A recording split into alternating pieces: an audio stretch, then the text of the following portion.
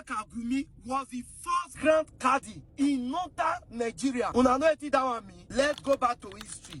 Let me explain how it happened from the very beginning. Time before independence, when these British, the white people, they rule us, they use our emirs and the akalis, the Muslim judge, to rule the north. So this Sharia law system don't already exist that time, but it dey under the control of the emirs. So after the independence, the new constitution then say make they create one big Supreme Court for the Muslim affair for the whole northern state. So this court, now they call the Sharia Court of Appeal. Now, who to head this court? Because this big new court need one Oga Patapata where go rule the rest court under him. That Oga, now they call the Grand Cadi, Sheikh Abubakar Mahmood Gumi. Now they choose as the first person ever to hold this big position for the whole northern region. That position now make Abubakar Gumi grow power and influence to the point that he had direct access to the president. This man sits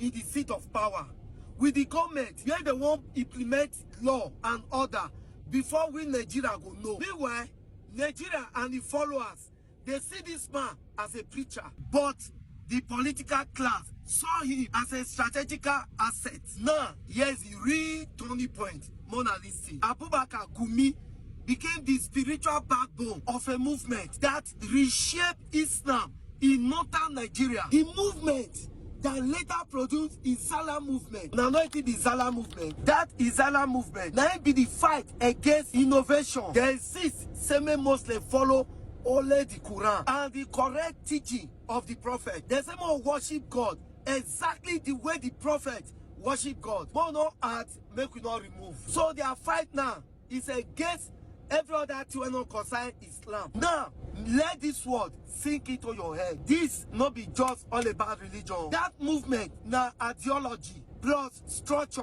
plus state access. This ideology now the Islamic ideology where be say they will be Islam believe. So that structure now waiting they don't already they plan before we even know ourselves as Nigeria. And the state access now the access will give them the power that everything when Nigeria get, the military, the resources of the land, and the politics of the government. Now why you see say even the Niger Delta oil now the northern are the controller. The military now the northern are the control them. They the access of the land now then they control. Now why be say there was a time one northern man say every resource where they Nigeria belong to the northern. Now this ideology